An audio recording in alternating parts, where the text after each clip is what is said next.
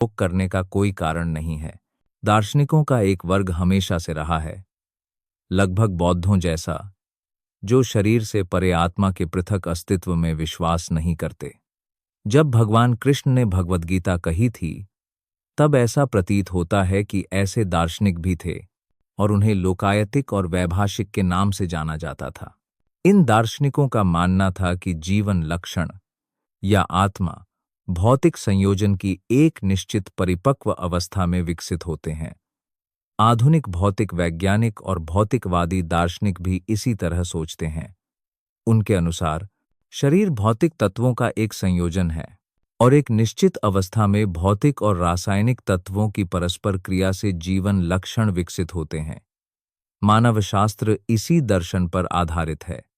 वर्तमान में अमेरिका में प्रचलित हो रहे कई छद्म धर्म भी इसी दर्शन का पालन कर रहे हैं। साथ ही शून्यवादी अभक्तिवादी बौद्ध संप्रदाय भी।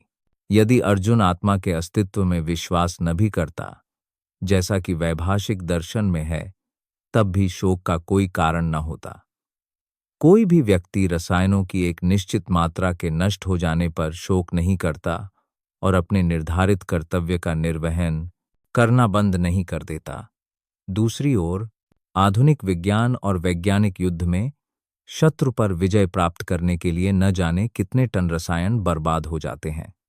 वैभाषिक दर्शन के अनुसार तथाकथित आत्मा शरीर के क्षय के साथ ही लुप्त हो जाती है। अतः किसी भी स्थिति में, चाहे अर्जुन ने परमाणु आत्मा के वैदिक निष्कर्ष को स्वीकार किया हो या चाहे वह आत्मा के अस्तित्व में विश्वास न करता हो, उसके पास शोक करने का कोई कारण नहीं था।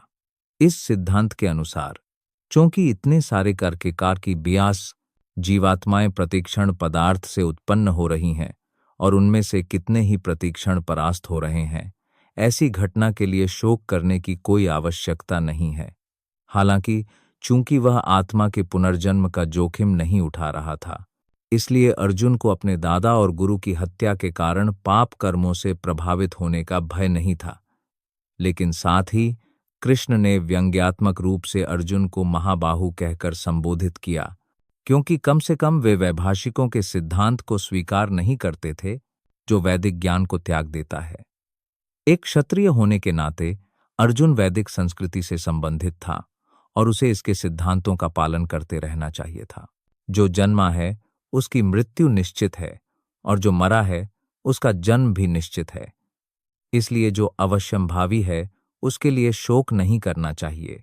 जटस्य ही ध्रुवो मृत्युर।